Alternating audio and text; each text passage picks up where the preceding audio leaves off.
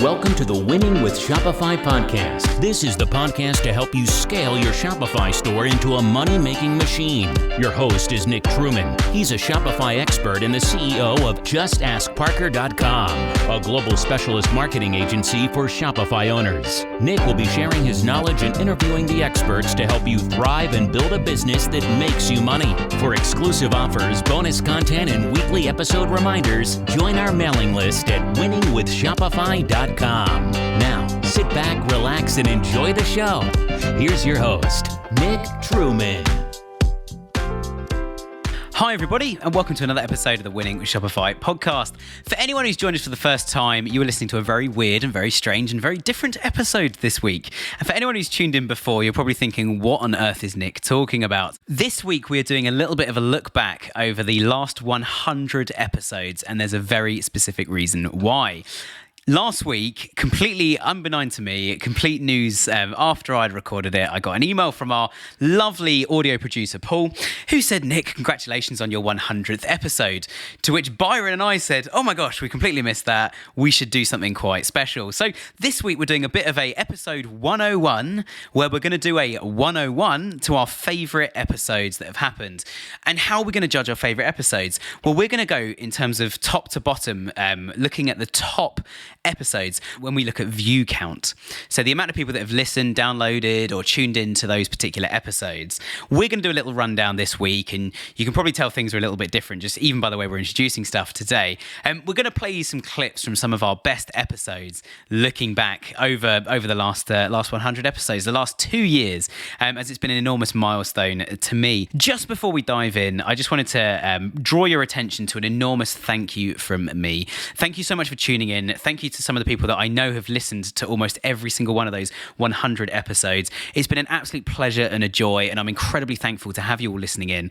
It's absolutely amazing when I picture how many people I see on the figures if you guys were all together in the same room tuning in to our podcast. I also want to make you aware that Byron and I are working, Byron especially working incredibly hard in the background to improve things. We're starting to introduce video, which there isn't actually any out yet, but watch this space. We are working on it. It's going to be released very shortly. We're putting things onto new channels. We've completely reformatted in the last 2 years as well, since Byron's been involved. We've completely reformatted the way we do things. We've had some phenomenal guests, some great sponsors, and also had a couple of very, very minor, might I add, awards and things along the way. I'm not very big at blowing our own trumpets. I won't talk about those at all, but it's been an absolute pleasure to have you all with us. And I want to say a massive thank you to Byron, a massive thank you to Paul for editing, and to every single guest we've had on the show. I've learned, as you can imagine, an incredible amount talking to all these different people. So my job on today's episode is to introduce literally myself and some of our guests. I'm going to give you a quick overview from where I'm sitting right now on each little clip we're going to listen to, and then we're going to go into that clip. Then I'll jump back in and explain the next one. So the first clip was perhaps my scariest and most anxious podcast I've ever recorded. I literally had no idea what was about to happen. And that's because it was my first episode that we ever did. The first episode we ever did was called We Are Back with a Huge Announcement at Just Ask Parker... Exciting news. It was the very last official episode that Caroline, who used to run the podcast, it was the last episode Caroline was on. I can't remember the exact date, but this would have been the summer of 2020. So we were all sitting there in lockdown. I'd just taken over this podcast, become the CEO of Just Ask Parker, and this is a little snippet from that. Now, here's your host, Caroline Balinska. Hi, everyone. Welcome back to the podcast. Well, this is going to be one of the last times you hear from me personally, but we have a new partner in our company called Nick. And Nick is one of those people who is just a genuine all-round great guy, but also highly skilled in what he does. And he's going to be taking over this podcast. And when he takes it over, he's going to be interviewing some amazing guests. He's been telling me off the live show what he's been working on. And he's already got set up about 10 new amazing guests that are going to be coming on. So exciting times for 2020 for us.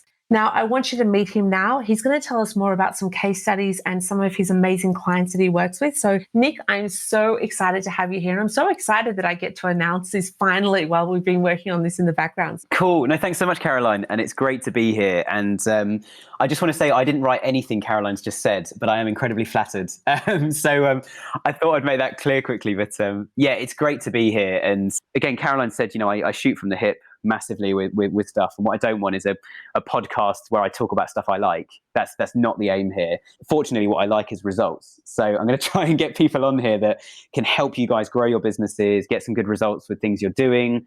Ultimately, the way it comes back to us is you phone us up at some point and say, yeah, we've made our first month of $100,000 in sales. Yeah, we're ready to go full whack at it. That's where we're aiming to get you guys, and we will nurture you to that point and beyond. Well, I'm back. I hope that was useful. I hope you found that amusing as well. And I hope there weren't too many nerves. And you can probably tell how my voice has changed over the years as well. This next episode was a really, really interesting one. Again, this is rewinding the clock. It's one of our most listened to episodes. And this was all about creating epic content that converts. And most importantly, off the back of some books I've read over the years, courses I've been on, I decided to add on to the end of the name of this one, the power of words. So we're talking a lot about content, how to convert content on your site. So I hope you enjoy this clip. Now, here's your host, Nick Truman. Hi, everybody, and welcome back to another episode of Winning with Shopify podcast. For those of you who think Caroline sounds different, this isn't Caroline, this is Nick. I'm the new CEO here at Just Ask Parker. I'm going to be talking today about words and the power that words have. We're going to be talking a little bit about content and about how to write good content. Words have power, so we've got to use words and content wisely. If we say the wrong thing, we're going to turn customers off. They're going to bounce off our website. It's not going to work. If we don't say enough, they're not going to understand what we do. Words have meaning. Words have power. If you sell in different countries, you absolutely need to have a think about different languages you offer, as well as different currencies. So one of the things that's going to really put people off when they land on your website is if they see a Google Shopping ad that says, this product costs this much in pounds, because I'm sitting in London. And then I click on it and find out it's actually that amount in dollars, or even in a currency where it's going to cost me more than that in pounds. If I was, for example, seeing it was going to be $20, and then I click on it and find out it's £25, well, £25 is quite a lot more than $20. So when it comes to content and locations, for example, in different countries, different geographic areas, you need to be very careful about what you call things. For example, we launched a US business in the UK quite a few years ago. They were one of our clients. We were doing all the SEO, PPC. We designed bits of the website. We did some of the coding for them. And in the US, they would call it pants and jewelry. And in the UK, we would call it trousers. And we'd still call it jewelry, but we'd spell it differently. There's always this argument over who's correct and that sort of thing. I'm not going to get into that today. But anyway, just to make the point that words carry a huge amount of meaning. So actually, if you are quite an American brand and you're selling internationally, or you're quite a British brand selling internationally, actually using the British in other countries, if that's part of your brand, can be quite powerful. My point really is make sure you have a think about it and come up with the right solution you think is going to work for your audience. Again, something else we were talking about on the podcast was just about getting somebody else to play on your website. Don't tell them anything. Don't answer any of their questions. Just watch them use your website, even friends, family. The really good thing to do is to get somebody, like I asked my nan to play with one of our websites the other day. She has no idea how the internet works, absolutely no idea. And I asked her to click around. I said, just speak out loud. Everything you're thinking, looking at, just speak out loud and try and buy a product on this website. And she was clicking around. It took her a little while, but she did manage to do it. And when every time I thought she got stuck, I asked her a question. What are you expecting to see or read, or what were you expecting to happen at this point? And she would then say, well, I was kind of expecting it to go into my cart.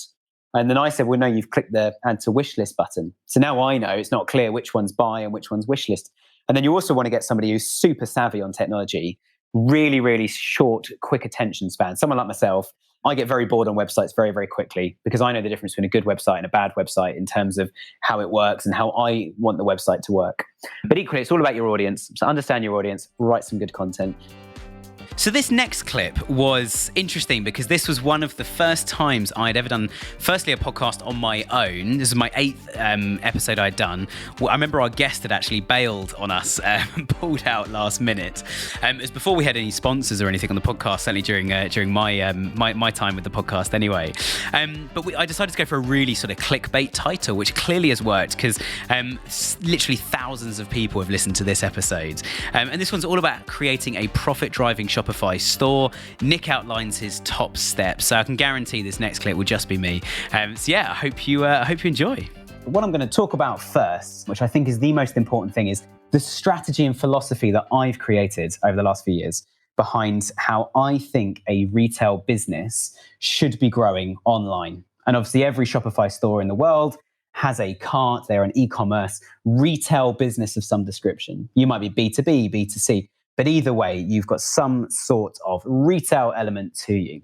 Now, the way I normally imagine this, or I would draw on the whiteboard if we're all in a big workshop together right now, and I'm thinking of writing a book on this as well. So if you think I should do that, please drop me a note or mention it in the Facebook group, and I'll try and crack on with that if I can. But my philosophy is that e-commerce marketing is a little bit like a wheel.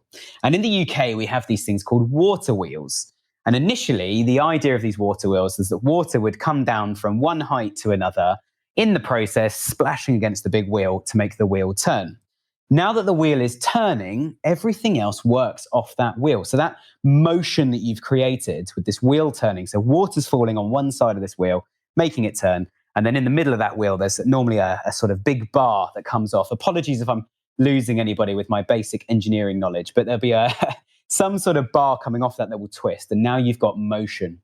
So what we would often do with water wheels in the UK, going back 200, 300, 500 years, is these water wheels would then create motion and would use that motion to do things like to grind up vegetables and fruit and things we had grown to create something like flour. So flour is created by grinding certain plants. And apologies, I have no idea what kind of plant. It's not my area of expertise at all. But the idea is water hits the side of this wheel and this wheel starts to turn and everything flows from that wheel. I might try and do a diagram as well at some point. So if you want more information about Nick's water wheel, we'll call it, then feel free to reach out. But using that example in e-commerce means that the way I see it working is that the water hitting the wheel, the new water hitting the wheel to create motion, that, in my opinion, is the new customers that you acquire. And I'm going to keep coming back to this as I go through the 4 other points I've got to talk about today. But the idea being that every time you get a new customer in, that new customer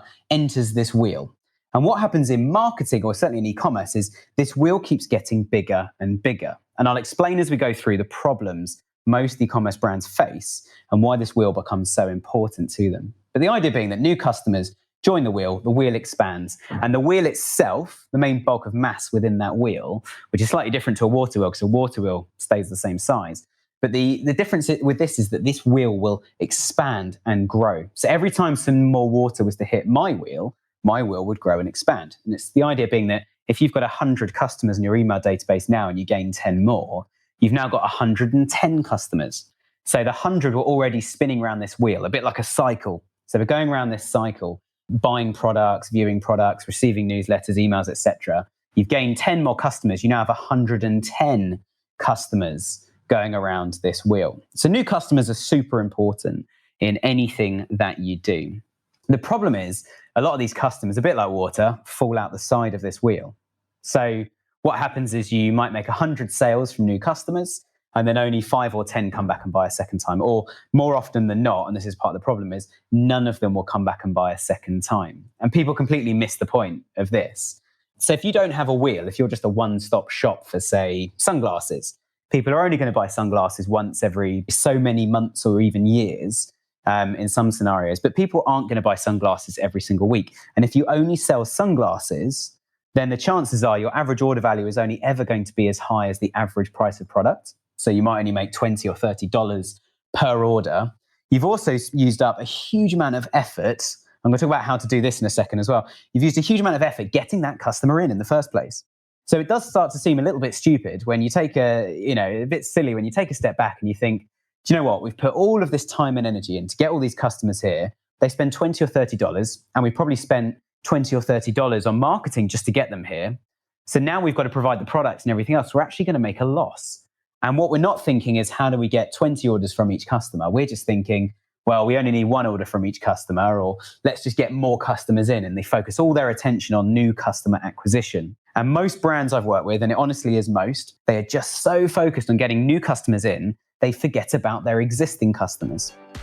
Now, this next episode is one that will always remain quite close to my heart. We interviewed a chap called Dan from a company called Deliciously Guilt Free. This is my 29th episode. As you can tell, we're going through in order, picking out some of the top performers. Dan is an amazing chap. He's got a little bit of history in politics. And this whole episode, we're just going to play a quick clip of it. But this whole episode was quite groundbreaking and mind-blowing in the sense that Dan had literally just bought a local community kitchen, started baking cakes, and next thing you know, he's working with customers and coming up with these amazing different flavors. We've also worked with Dan for it was about a year. We did a load of SEO work and things on his site as well, and to help those guys with their journey. So again, I hope you enjoy this clip. If any of these clips resonate with you, especially this one, I would highly recommend definitely go and listen to the whole episode. It was my 29th episode, and I believe, I'm looking at my notes here, I believe it was the 114th that we had ever recorded. It would have been at the start of either this year or last year. I remember it was an early January either way. But yeah, Deliciously Guilt Free is the name of the business. That's the thing to search. Hope you enjoy the clip. Today, however, I've got a very special guest. His name is Dan Grief. He's the director of Deliciously Guilt Free. So Dan, let's talk about Shopify, given that it's the topic of this podcast and what everybody's looking to do. Let's talk about your Shopify business. So do you want to just give us a quick overview to who you are and how you ended up in the sort of role you're in today, running Deliciously Guilt Free? Yeah, thanks for that, Nick. So basically, my wife and I didn't have any experience of e-commerce at all, actually. And, I came onto this show with Caroline in March last year. And just to talk a bit about my journey, but I can just go over some of that again because it was a long time ago. So basically, I was teaching. My wife is a doctor. And, we just thought, wouldn't it be cool to just do something in the low carb space? And we are both into low carb and keto. And we thought, we think this is something which we can talk about, I'm sure, but we think this is something that's going to change the world one day. And so we thought it would be great to run a business. And secondly, it's going to sound like a really weird reason, but because I've been a teacher and I'd also done other things in the public sector, and my wife works in the NHS, and because I'm involved in politics locally, I just thought, I don't actually know what it's like to have a small business. And I know there's a lot of pressures and as well as rewards to having your own business. So I'd really like to know what that's like myself. I just want to go back to sort of December 2019. I was standing for Parliament and I'm in the Labour Party. And it wasn't a great election for us. I was in a seat which is pretty hard to win anyway. And this business that I was running at the time, Deliciously Guilt Free, I was basically teaching by day. I'm a secondary school teacher, but I was teaching special needs to a lad with autism. I was then posting out orders during the day on my bicycle to the post office. So, so in terms of like a hands-on business, like I knew I did everything.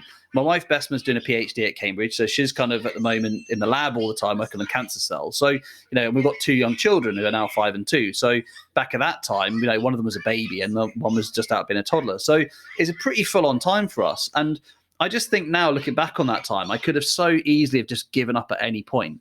In fact, I was actually looking at jobs the summer before that general election, and I was applying for them and going for interviews. I didn't get any of them as teaching jobs, that was. And I look back now thinking, thank God, I'm glad I did supply, so I had the freedom to be able to do the business still. And then basically I kind of thought after the general election, right, I was so kind of chewed up by politics and a bit fed up with it all. I thought, I'm going to really just throw everything into this business now. I'm going to put the whole shebang into it. So I went down on my teaching hours a little bit, put some more time into it. And I think in a way, and this probably relates to what a lot of the listeners are probably at the stage at, when you're running everything yourself, it is a really good basis because it's the best foundation you can have. When you're employing somebody to replace one of those jobs, nobody knows it as well as you do. So you can really train that person to do what you used to do. Yeah. And you have the standard because basically the customers we've taken along with us, there are some we've had for the last 3 years, a very small percentage. There are many more who have come later. But because we had those kind of 2 years of pain, I described them as, where we were baking everything ourselves, not sleeping very much, doing this, like a young baby and everything at home. And the hottest day in the whole country ever was in Cambridge 2 years ago, and I was baking on that day. All these experiences I remember. But now I can think, no, actually, this is my standard. I'm not going to dip on that just because it's easier to not train somebody properly or whatever. So you know it all, you know what works. And because you've got a winning formula with a few people, you'll find really quickly that if it works for a few, you can scale it up. If you've got something that you haven't really kind of perfected to your market, to your audience, then it's probably not going to go anywhere until you get it right. And that's what I felt like I did in those 2 years. So at the time, I probably looked like a failure to my friends. Like, what are you doing? You're just getting poor quickly while you're pouring your own into this business. But actually, now that I can 100% relate to. It's formulating, isn't it? It's you so come important. home and it's like, I've had a look at some jobs online for you, honey, and it's like, don't do that.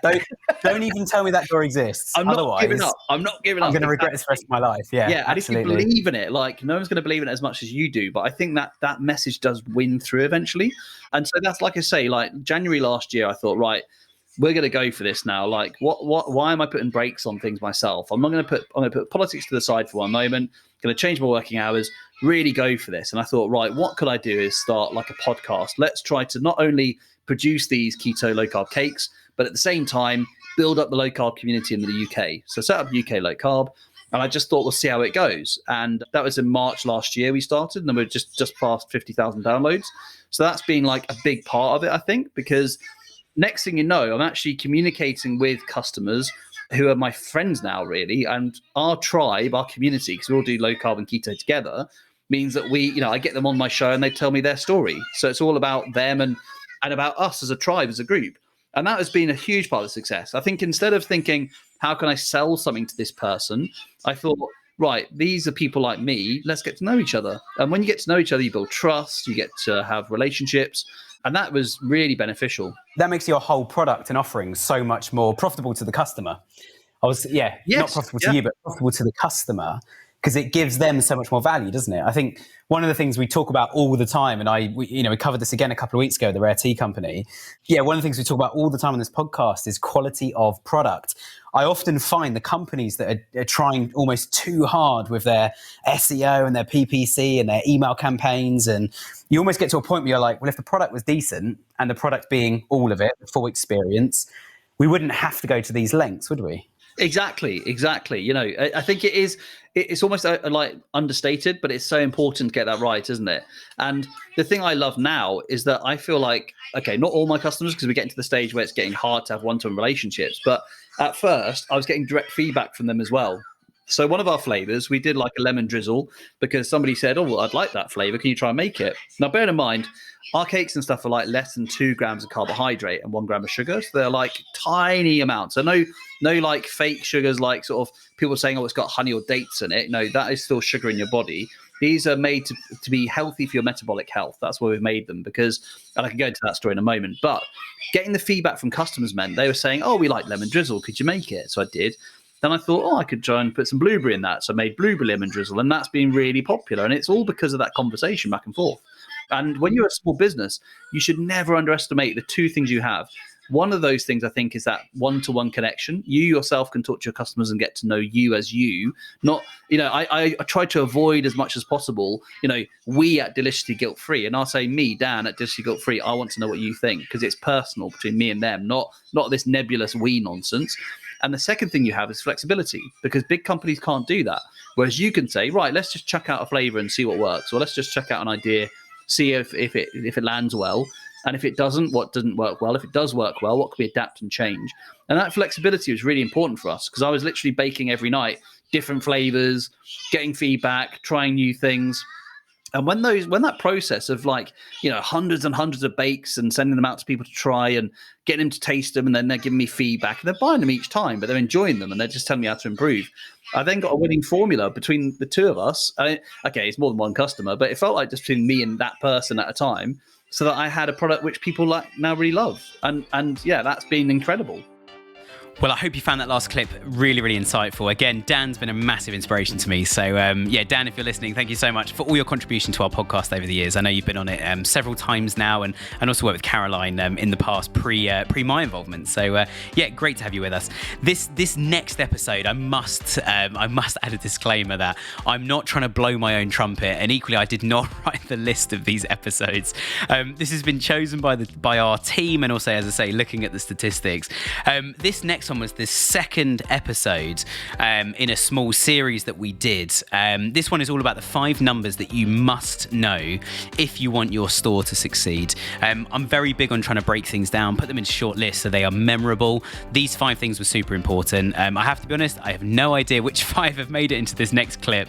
I'm working for my notes here, but if you want to go listen to the whole episode, this was called episode 2, 5 numbers that you must in capitals, must know if you want your store to succeed. It was episode 130. It was my 45th, so nearly a year in for me. Hope you enjoy this next clip. The topic I wanted to cover today, I'm quite qualified to talk about. And we're going to be following on this same theme of talking about how to grow your business with the right business support. So it's a slightly more dry topic than some of the fun social media things that we cover, or SEO, PPC, how to get more customers. Because actually, all of that needs to also work in tandem with what I would call your back office. So that needs to work alongside things like finance and legal and HR. So last week, to kick off this series, we had the fantastic Ben Leonard back on the podcast for a second time, and he's going to be back in a few weeks' time as well. And Ben and I spoke about how he ran a Shopify store called Beast Gear. And during Ben's time there at Beast Gear, I say time there, he's the founder of Beast Gear. Ben and I uncovered a whole load of different bits and pieces that you absolutely have to get in line to make your store a success. Things like how to sort out business plans, how to get your finance in the right place, what to do with patents, how to deal with legal disputes with customers, all this sort of stuff. Because the problem is, if you don't get these things right in the first place, you could almost derail the business before the business has really got going. So today we're going to follow on that same theme. And there are 5 things I want to share today, or 5 points I'm going to make about this topic. These are 5 statistics or figures or numbers that I believe every Shopify store needs to know at all times. Some of these numbers you might not be able to produce or calculate or have access to today, but as long as you know what they are and you know at which point you will have access to them, then you know exactly what you're going to be doing with your growth. To summarize the list of the 5 figures I believe you absolutely need to know, there's probably a lot more, but I thought we'll keep it to 5 today. The first one is how many sales per day, per week, per year, per month, whatever. Again, I put that in a very strange order, so apologies. How many sales you need to make on an ongoing basis to earn a living from the business. Second thing, profit margins. So you can set your marketing properly and you know you're going to make money from the products that you sell. The third thing, your lifetime value and average order value per customer, and how you can influence those things to make both of them as high as you possibly can. Fourth thing, return rates, and most importantly, the cost of returns. How much do returns cost your business? And then factor that into all of the first 3 points. And then the fourth thing as well, make sure that you start to get some good data on what external things, external factors affect your business. So when this happens, we make more money. When this happens, we make less money. And then you can adjust your marketing, adjust your approach, etc. accordingly. Great stuff. Well, you'll be pleased to hear this next clip is not just me. This also includes a really inspirational person that I'm delighted to say is another Brit. He lives over here in the UK. His name is Matt Edmondson, and he was introduced by one of our other podcast guests. I think partly because they heard my accent and said, "Oh, I know somebody else from the UK," and introduced him. He also runs his own podcast called the E-commerce Podcast. This whole episode was episode 4. I can't remember exactly which, but it was of some sort of series we were running. Episode 4, building a killer Shopify store with the e-commerce podcast. So hope you enjoy this next clip of Matt and myself. Today we've got a very special guest who's got an amazing background and also a podcast, which we'll find out about a little bit later as we go through. His name is Matt Edmondson, and I've been introduced to him by a previous guest as well, one of my favorite guests we've had on this year. So without further ado, Matt, welcome to the show. Oh, Nick, bless you. Thanks. It's great to be here, man. Great to be here. Tell us about yourself, your background, your podcast, what you're up to these days. Yeah, sure. Well, I've been doing e-commerce since 2002. It's probably the most interesting stat. Having been around it for so long, it's been a fascinating journey for me. And we've opened and closed online stores. We've sold sites. We've done all kinds of things over the years. Nice. And I genuinely love the fact that I can go to bed and wake up richer than when I went to sleep because somebody somewhere has purchased something off one of the sites. Do you know what I mean? I think it's a beautiful thing. And so, so I stumbled into e-commerce like most people did. It wasn't a plan. One of my most popular sites is a beauty site. And I definitely, when I was at school, do you know when you had that careers advisor talk, right? Maybe when you're in your third year or something. I got kicked out of so many of those. I was not welcome. Just because I didn't want to be a lawyer or an accountant. It was. Yeah. Well, I actually did say I wanted to be the lawyer or the accountant. That's what I did at uni. But I never once said to them, I want to be the head of a really great beauty website. I want to be known for beauty. That's not what. That was never on my agenda. That's for sure. So I guess first big question then: how should somebody, regardless of where they are with their business, how should somebody look at their website and go, right, what should I be doing to this e-commerce business? Like, what should I be doing to the website to improve it? Like, where's the first place you think they should go? So that's a great question. I think if you've already got a website that's up and running and you've already got people coming to the website and you've already got people buying from it, for me, the very first thing you've got to do is you've got to put yourself in the mind of the person using your website. In other words, your customer, right? And it sounds really simple and it sounds really obvious, but for me, this is one of the key differentiators. I'll tell you a story. We'd been running our beauty website for I'm guessing about 8 years. And every design iteration of that website, I personally had done on Photoshop and then given it to the dev team. And it's like, this is what I want it to look like. This is what I want it to do. And because obviously I know exactly what I want in an e-commerce website. I know what an e-commerce website should do. And it wasn't until about 8 or 9 years into this journey, I kind of stopped myself and I thought, you know what? Here I am. I'm a British middle-class guy, right? Yeah.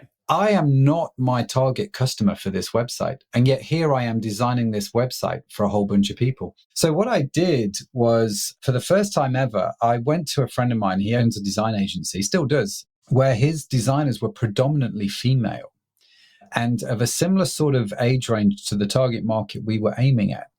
And so I went to him and I said, listen, I need your designers to design this site for me. How would they design it? How would they drive this forward? And you know what? The concepts and ideas they came back with were so different to what we'd currently done. They were so far removed from our sort of blue and grey website. And they introduced pink and bright yellows and all kinds of things. And you know what? It had a big impact. And it was the lesson learned for me is actually, it's not what I think about this website. It's not the stuff that I tinker with. It's not the stuff that I think will be great here or there. I have to think about, how does this website work for my consumer? That's the first question I've got to think about. How do you build value? What are some of the things you can put onto collections, onto products, onto your homepage, onto your blog posts that show people there is a real value included from purchasing from this store? Everybody starts with the product, right? So you've got to start with the product. So let's say I'm selling fountain pens, for example. The only reason I mention fountain pens, I have one in front of me. So okay. I don't actually sell fountain pens. But let's say I sell fountain pens online and I'm kind of thinking, right, someone's coming to this website and they basically Googled this brand of pen, which is I've got a Lamy Safari fountain pen, right? They've gone and they've Googled it and they've come to my website. Now, we're all selling at about a very similar sort of price. Maybe someone's trying to undercut me a little bit, but I need to convince somebody to buy this pen from me. Okay. Yeah. Just putting up that web page is not enough to convince them to buy from me. So what can I do which is going to help them buy from me? So then I start to think about, well, obviously I can maybe have a good product choice. So maybe I could talk about different colors, or maybe I could start to look at things like bundles. So if you buy this pen and this ink, then we'll throw this writing pad in for free. Do you see what I mean? Yeah. So I'm not discounting, but I'm building value. Gifts with purchase for me are one of the most critical tools that we have. And the paper might actually cost me pence to source. But if I'm selling that paper, say for £5 on the website, well, then all of a sudden I'm adding quite insane levels of value to something which ordinarily I wasn't. So I would look for ways to use something like gifts with purchase, bundles, upsells, cross-sells to add value. The other thing that I think is probably one of the most misunderstood parts of e-commerce is the fact that up until, let's say I order the fountain pen, right, from the website. Yeah. Everything up until that transaction has been pixels. So the website may have looked good. The way it was laid out was great. It was well optimized. I like the bundle deal. You've convinced me to buy from you. You've got user-generated content on there. All those kind of things, right? So I've bought the pen. Yep. Now, at this point, your customer is the most vulnerable. They have given you their money, but they have not received anything in return. So what can you also do to add value at every stage, right? So I can then start to think about, right, well, Nick's ordered this fountain pen. What I'm going to do is say to him, Nick, here's your order confirmation. But not only that, here's first of 5 emails, which tells you how to write like a pro with your fountain pen. Do you know what I mean? And so I'm going to send you that email sequence. And I'm going to tell you that, right, on the product page. So when you buy the pen, it's like whenever you buy the pen, we'll send you our free course on how to write like a pro.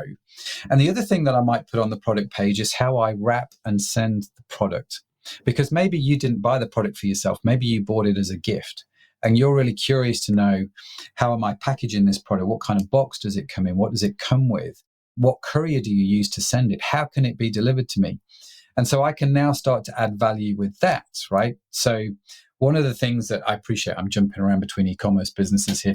One of the things that we did with our e-commerce business was we did exactly this, right? So in our beauty business, I looked at it and thought, when we send this product out, we just send it in a really brown, boring box, just like Amazon. The boxes are brown and boring, and you don't really get that excited when it arrives. And I wanted to create like this gift-like feel. And so I'm like, well, how can I do that? So we took out the sort of the plastic bubbles that everybody was using at the time, and we decided to use a very different filler in the boxes to send the products out. And the product that we ended up choosing was actually popcorn. Okay. Nice. So yeah, it was unbelievable. So we put a photo of that on our product pages. We ship your products out wrapped in popcorn. And guess what? People were loving that. We became known. I should eventually create a website called Popcorn Beauty or something, because that's what we became known for, which I thought was quite fascinating. And so it's things like that, and telling customers you're going to do it all increases value.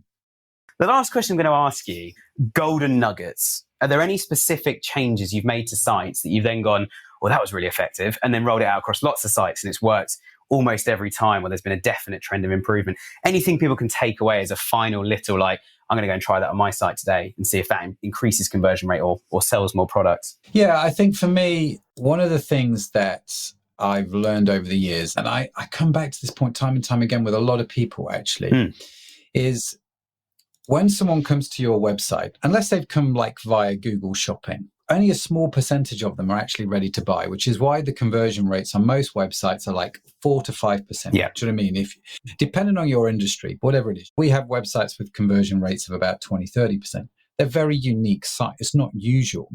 But even if you had a website that's got, say, 15% conversion, which is super high, okay, that means 85% of the people coming to your website have not bought anything. And we want to try and understand the reasons why. And we want to try and do something that is going to engage a chunk of those people. So if I take a typical product page, okay, so the typical product page selling the fountain pen, it's like, this is the fountain pen. Do you want to buy it? Yes or no? There's one button on the website which says add to cart or buy now, right? And that's it. But what about the 85 people who are not ready to buy that pen at that point? Don't just forget about them. What could you do that is going to engage them and take them further? And I would suggest that actually every product page should have 2 buttons on it. One which says buy now, and the other one which is the button for the people who aren't ready to buy now. Okay. So what stops somebody from buying a fountain pen right now? Okay. And we need to, I don't know the answer to this question, so I'm just going to hypothesize. So let's say they're not ready to buy a fountain pen right now because they don't know how to write with a fountain pen and it scares them. It's just kind of like a romantic idea. Okay, so let's take that as a possibility. So on the website, I'm going to have buy now, as I normally would, with pictures of the pen. But somewhere on that website, in quite a prominent place, I'm going to put on there something which says, click here to access our course on everything you need to know on how to write beautifully with a fountain pen. in 5 easy steps or something like that, right? So I'm going to take what the big problems are, the big concerns, and I'm going to go, right, rather than these people just going, oh, that's nice. If I ever want to buy a fountain pen, it's going to be like $40 and then just leave.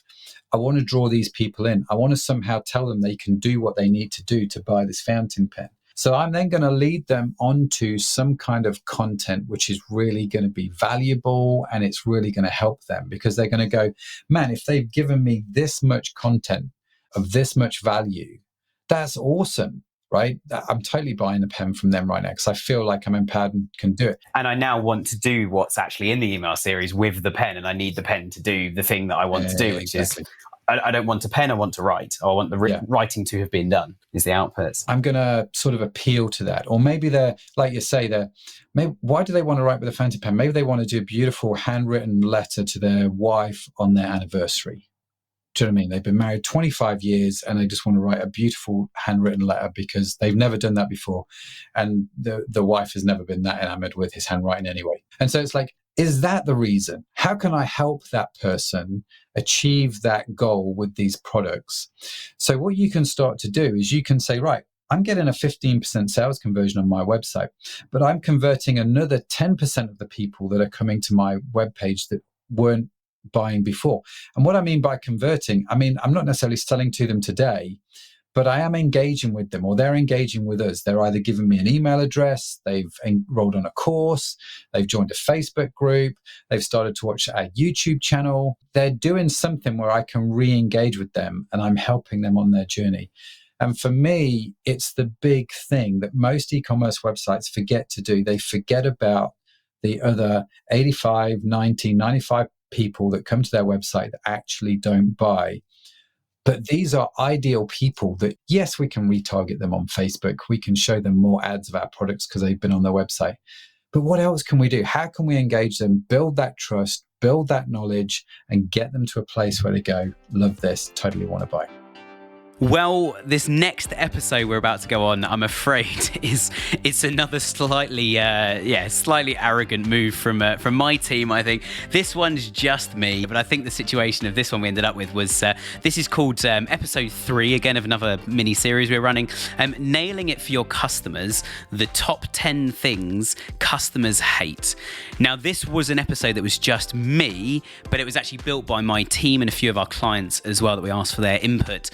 We're asking for their opinions of what do customers hate. These were our top 10. Again, if you want to go and check out the full episode, there'll be a link to it in the description of this. If there isn't a description, go and search Nailing It for Your Customers, top 10 things customers hate, winning with Shopify.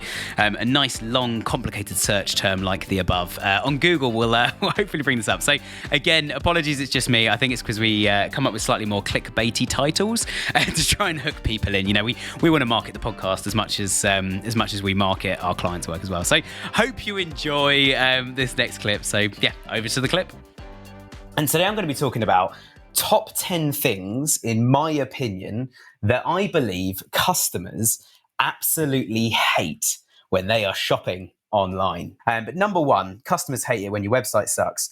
Customers hate getting spammed on email. Customers hate it when your social media is dormant and it looks like nobody's home, or your live chat's off, or something like that.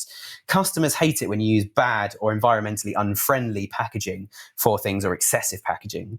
Customers hate bad customer service because they want to feel like they're actually connected and there's somebody there if things go wrong. Customers hate pages loading slowly and websites loading slowly, and therefore Google does too. Customers hate bad advertising. So a bad advert can be worse than no advert. So make sure your advertising good, it's exciting, it brings the business and the brand to life. Customers hate when delivery goes wrong, or you don't communicate, or it arrives on the wrong day, or it smells of smoke or something when the product turns up at the door. Customers hate bad systems. So make sure your systems talk to each other, they work, and customers can use them easily and use them well. And customers also hate bad offers. Well, I hope you enjoyed that. And the next one as well is another clip that I'm afraid is just going to be me. This one I can tell exactly why it was so popular. This one in particular, I remember seeing this in our reports. I think it's currently in our top 10 ever episodes in terms of volume of downloads and also the speed in which people downloaded this one. This one is called Make Your First Million on Shopify, top tips to get there quickly. One thing I particularly enjoyed about this is not necessarily the fact that it is just, again, it's just an episode that I did when a guest pulled out on us last last minute on this one as well, looking back over my previous notes in our archives. But this one in particular, I went back through and listened to about 30 or 40 recent episodes and tried to pull out anything that was specifically around revenue growth. And those are the top tips that therefore have made it into this episode. So again, hope you find this useful. Over to the clip and over to myself as well. You need to learn Shopify. And it doesn't just stop at Shopify, I'm afraid. If you're going to run an online e-commerce business, you first need to know about online, and you need to learn about e-commerce, and you need to learn about business. So Shopify is the one that we were talking about internally. It was mostly our SEO team was saying, do you know what? If our clients knew Shopify better and how it works and what it does, we could do SEO at a much faster pace. So it's something we're always looking to do as a business is we call it training through delivery. We always try to train our clients while we're delivering things. The more you learn about Shopify, the quicker you're going to be able to grow this business. And therefore you start to loosen the reliance on third parties like web developers or agencies or people that make themes or, even people like us. Running your ads for you. The more you learn about all these different things, the more you know where you're getting the right value, the more you know when you're getting the best results. And the quicker you, as the business owner, the sort of, I always call the business owner like elastic time. As a business owner myself, we dive in and out of things as much as we need to keep the wheels in motion. It comes with the role. And if you're anything like me, you absolutely love it. I absolutely love every day I get different challenges, team going, oh, this client's not happy about this, or that project's not going well enough, or this client, they're making profit, but I just can't grow it. I love those challenges. And that is something that if you know more about Shopify and you know how Google Ads works, and you know about SEO and you know about Facebook ads and email and all the rest of it, it doesn't take long to learn these things these days. The systems are more intuitive and easier to use than ever.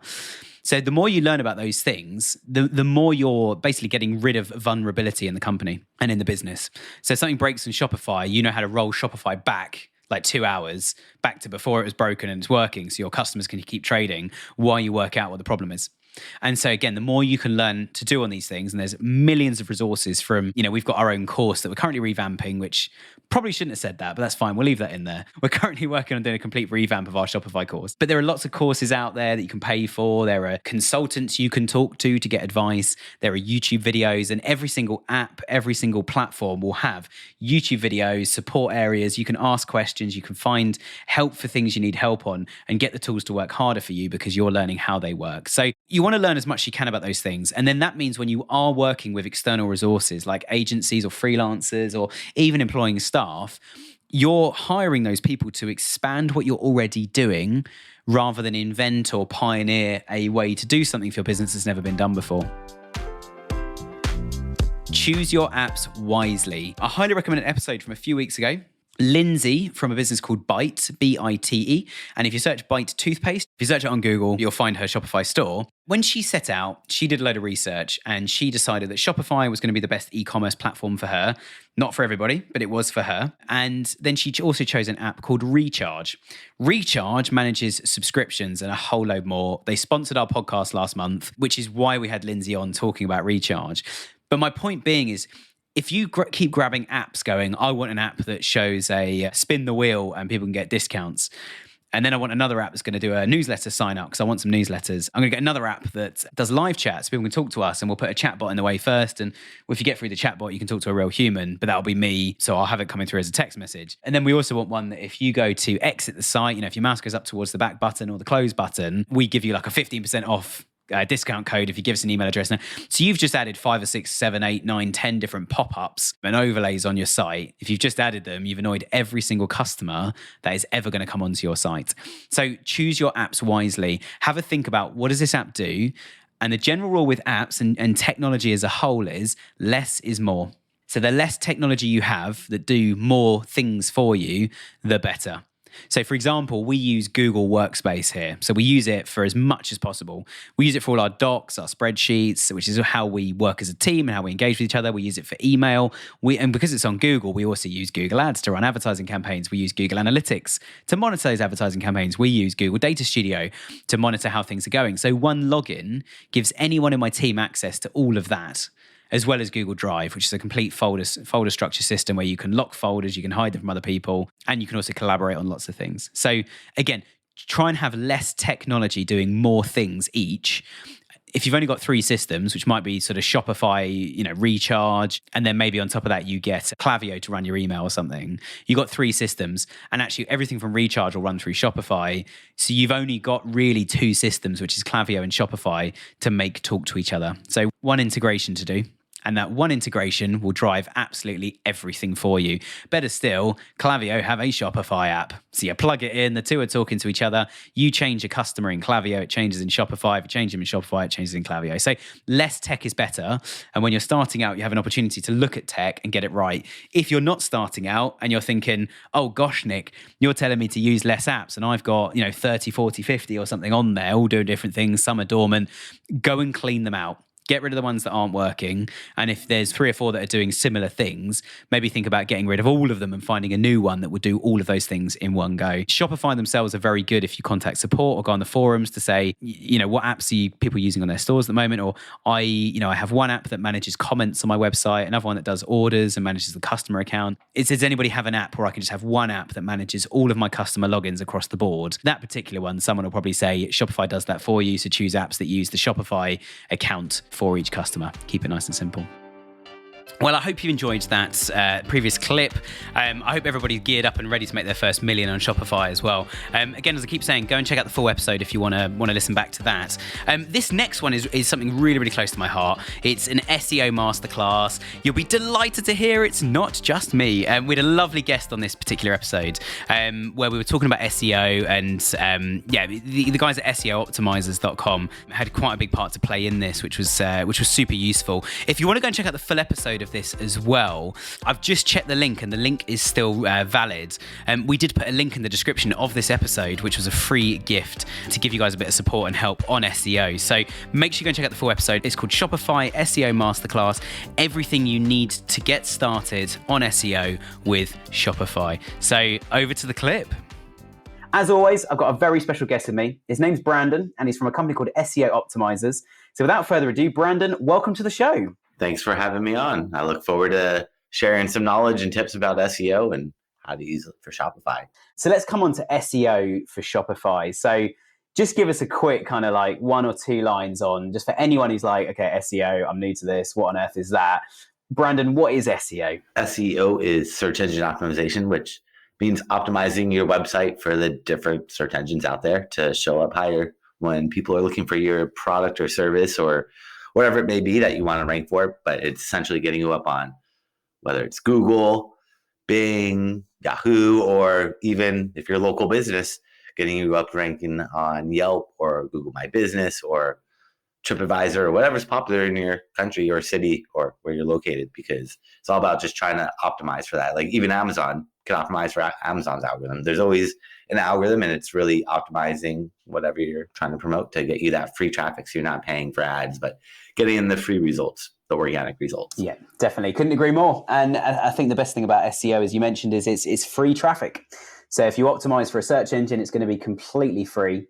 And yeah, fantastic way to start driving traffic through. We're going to dive into the masterclass now for everybody listening. Kick us off, Brandon. What are some of the technical things you should be optimizing on your Shopify store? So with technical SEO, it's more of going in and fixing or going into the coding and making changes to the coding. So the more important things are like title tags, making sure that you optimize the title tag, the meta description. So when you're in Shopify, or if you're on a different platform, but most platforms say SEO, or Shopify says SEO settings on each page.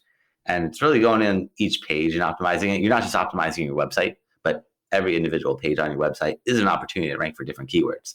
So going in, and if you're an e-commerce website and you have 10,000 products, it might be a little overwhelming. So I would definitely focus on the more important things, like the homepage is always going to get more traffic, or categories or collections is what it's called in Shopify.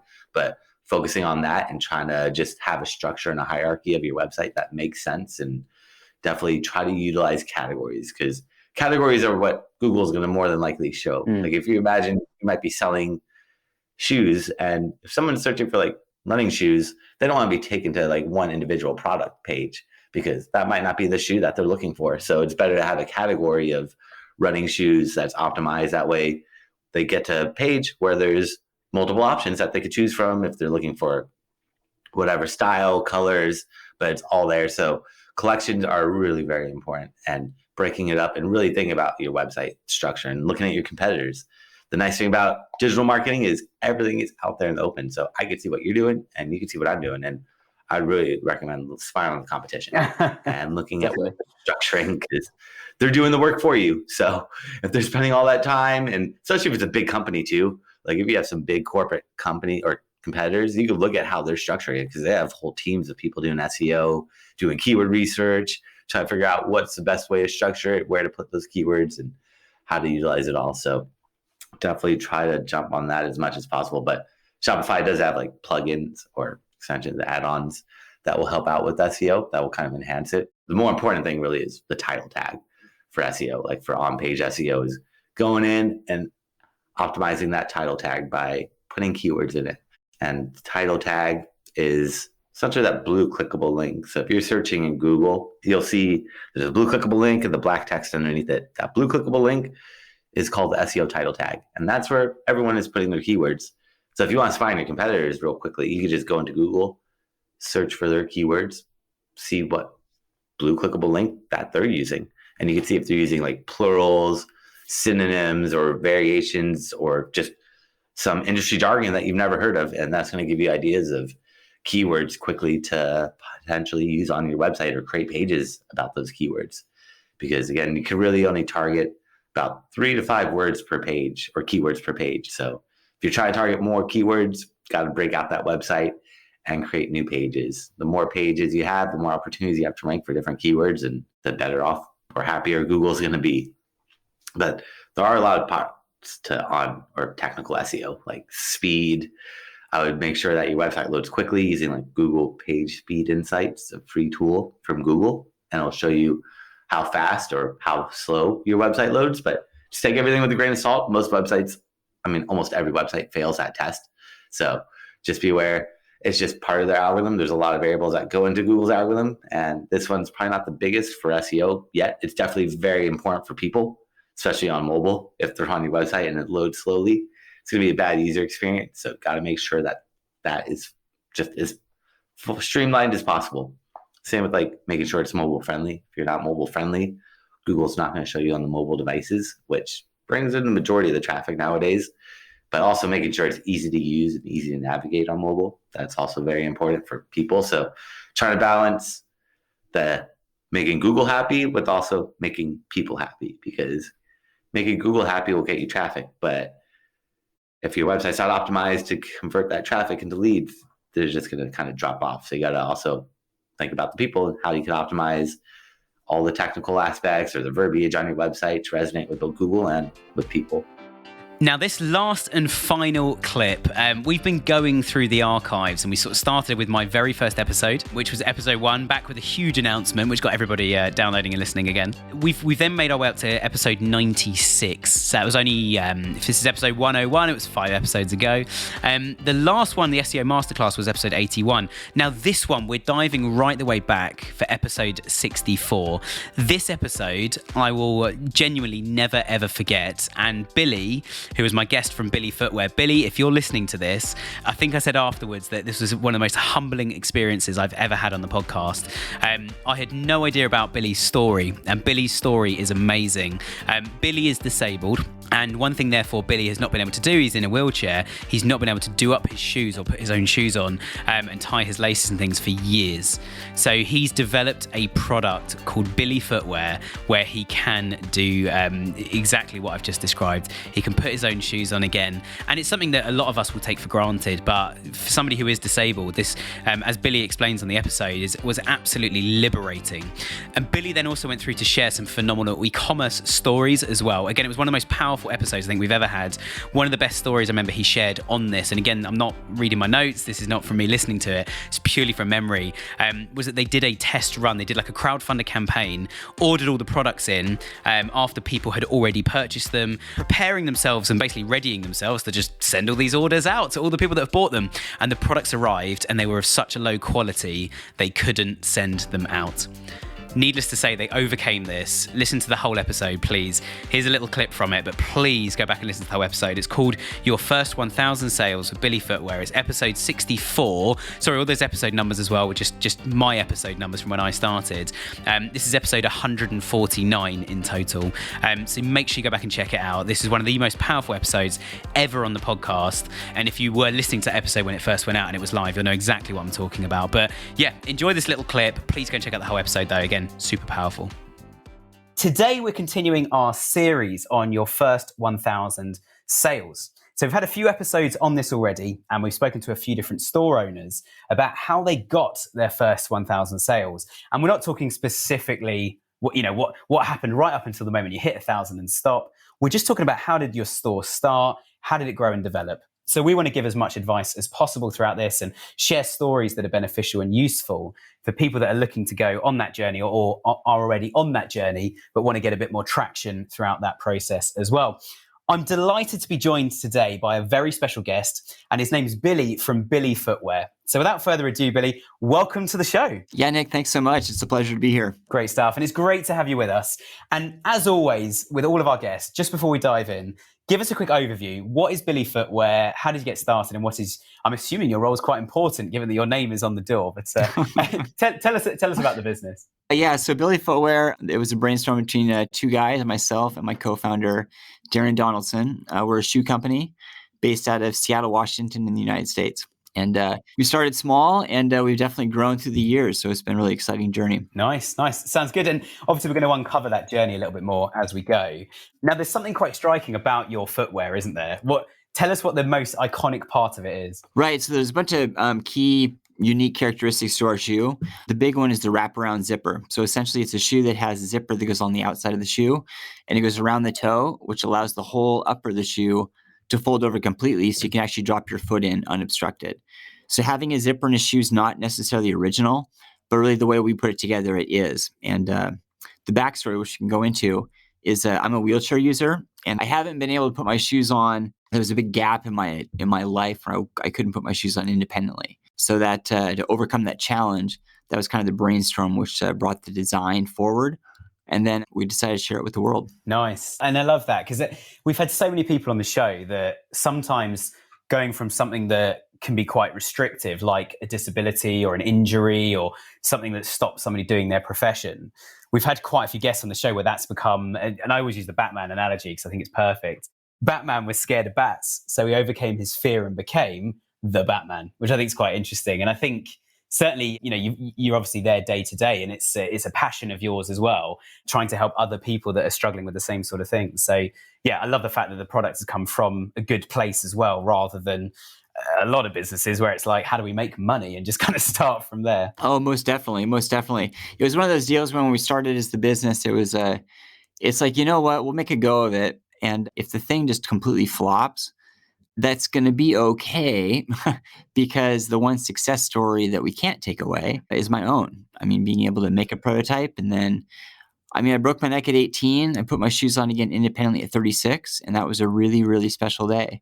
And that's the type of deal that regardless of how the business does, that special moment cannot be taken away. So it was always something we could fall back on. But as I say, the business has been going really good. So we're really excited about that. I imagine quite a lot of the people that buy your product aren't just people that struggle with putting their shoes on for disability reasons. I imagine there's probably just an enormous core of people as well who just love the concept, love the product. No, you're absolutely right. For us to go into the shoe market, which is just incredibly competitive, we knew we had to do something big. We couldn't just come to market with this quote, like adaptive shoe. We had to come to market and really take fashion and function and smash it together.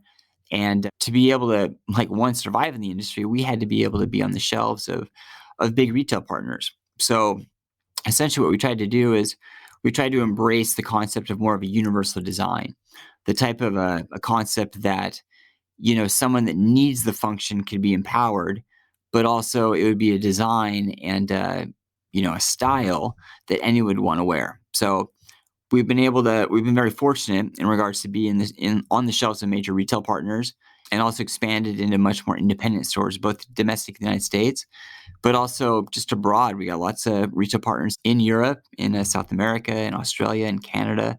So it's been really cool to watch it grow. I use the word surreal quite often, just because it has been a real surreal ride. And oftentimes I gotta force myself to look in the rearview mirror to see where we came from, Yep. because things are just rolling now. But man, it was really touch and go early on, especially because it was just Darren and myself. And this is a side hustle. I mean, we had our day jobs working full time, and then in the evening and on the weekends, we tried to build up this shoe idea. And as it continued to grow, that little side hustle fortunately turned into our main hustle, just because we just did not have the bandwidth to do anything other than grow this business. So it's crazy how this idea, which started with 2 people, now we have a staff of 20, and we're still very much on the grow. Without giving too much away, and if any of your competitors are listening, I don't want you to give away all your trade secrets, but where are you guys heading? Like, what are some of the things on the horizon that you're like, these are going to be obvious challenges that other people listening are going to have to hit at some point if growth continues? Yeah. So really our mission, we're a brand with the mission to add value. I mean, that's what we want to do. We want to be a brand of success, but more than that, we really want to be a brand of significance. And the way we do that is, I mean, our play on words is to make a measurable difference in the world, 1 foot at a time. So with that in heart, like to add value, if that's truly what we want to do, we need to grow. Really need to grow. We need to make our business significantly larger. And I say that not through the lens of just like, hey, I want to be a big business owner. I say that through the lens of, in order for us to add more value to more people, we need to grow the business so we can take more risks and build more relationships. That's really what it is. So it's been awesome to be able to know that we came from a place that we were working incredibly hard to be able to create something that could put food on our own tables, which was Darren and myself. And now we have a business where we're putting food on the tables of 20 people, which is it's absolutely incredible. And being able to bring a product to market where, yes, it's a shoe, but one comment that we get frequently is it's more than a shoe, because there's lots of families out there that have, like, I don't know. I mean, like myself, I have a spinal cord injury. I'm paralyzed from the chest down. I'm not able to, like, my brain can't make my feet move.